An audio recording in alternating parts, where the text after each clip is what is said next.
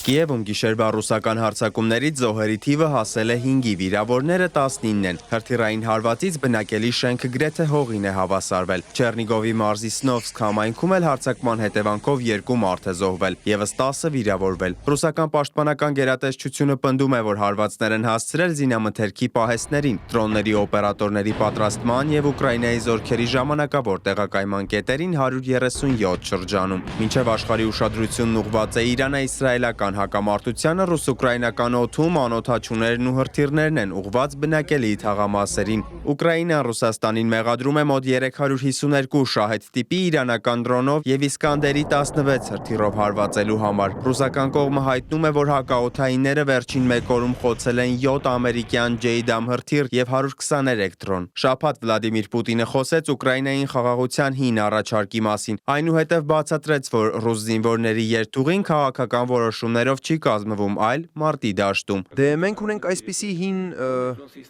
դա ասացվածք չէ, առակ չէ, այլ հին կանոն։ Այնտեղ, ուր ռուս զինվորի ոտքն է կպչում, դա մերն է։